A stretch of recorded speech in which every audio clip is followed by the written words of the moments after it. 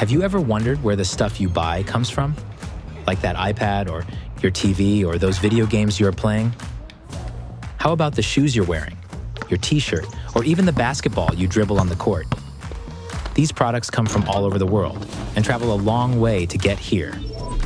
Countries depend on each other to trade goods, and the easiest way to transport those goods is by ship. When other countries send us products, they are called imports. When we send products to other countries, they are called exports.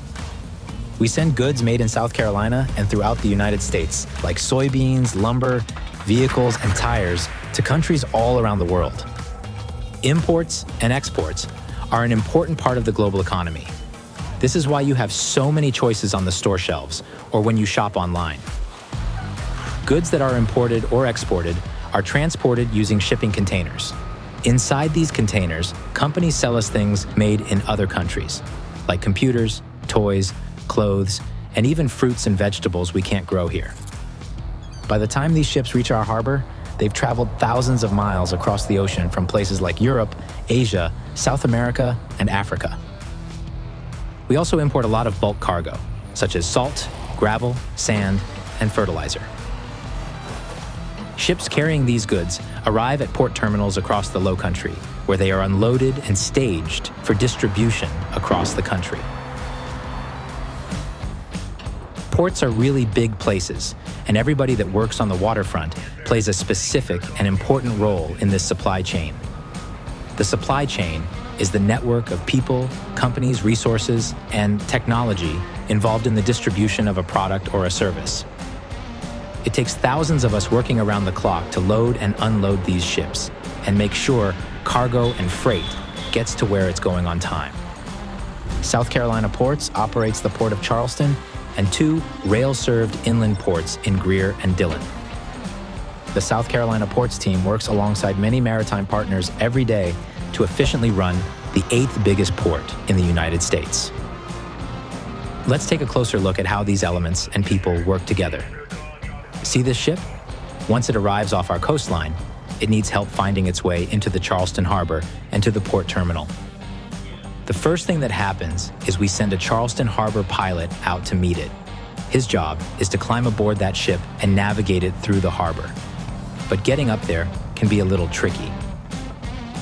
When I leave the pilot house, I am looking at the ladder and timing my jump to go up the ladder and get aboard this ship in any kind of weather condition, get up there and help the captain get the ship into the port.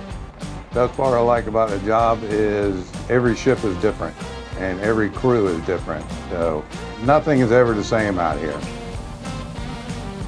Once the ship gets close to the terminal, the tugboats take over. Because these ships are so big, they can't turn easily. So the captain uses his tugboat to give them a little nudge. I've been a tug captain for 16 years. Father was a captain, my grandfather was a captain, and my great-grandfather was an engineer. Before the ship arrives at the terminal, a docking pilot also climbs aboard to help navigate the vessel to its exact parking spot. We work closely up on the bridge of the ship with the harbor pilots, the ship's captain and crew, and we communicate directly with the tugboats to assist the ship getting into its final parking spot or berth. Okay, full ahead, Roger. Now that it's arrived at the terminal, workers up on the dock called longshoremen get ready to begin working the ship. Meanwhile, way up there, the crane operator gets ready for the fun part. His job is to pull the containers out of the ship and place them onto trucks below. My job's kind of like a video game. A lot of hand-eye coordination, good eyesight, and being able to pay attention to a bunch of things at one time. The crane operators are part of an entire team at the port that moves cargo and makes sure that everything runs efficiently inside the port terminals. Once the containers are pulled off the ship, they are placed onto trucks below.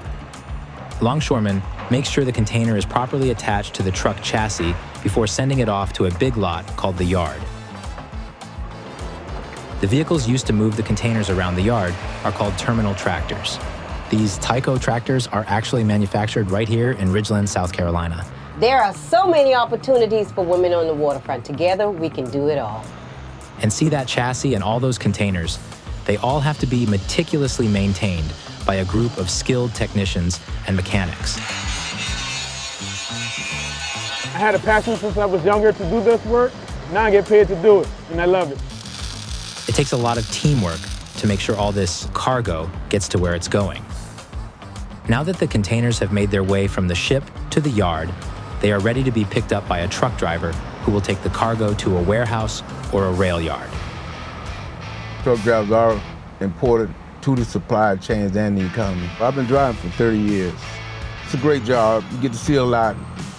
Once the truck arrives at the warehouse, the contents of the containers are unloaded by forklift operators and placed on racks for future distribution. These products will then be transported to various locations, both locally and across the country. It's my job to find the products you order so they could be delivered to you. Every single thing in the economy travels on a truck at some point. This final step in the supply chain ensures that all products are available to consumers whenever they are needed. All this creates what's called economic impact. More cargo at the port means more jobs, and more jobs mean our economy stays afloat. The maritime industry is a gateway to a world of possibilities, and it is our commitment to bring that world to you. To learn more about all of these amazing career opportunities on the waterfront, ask your guidance counselor or teacher about the Global Logistics and Supply Chain Management CTE classes in high school.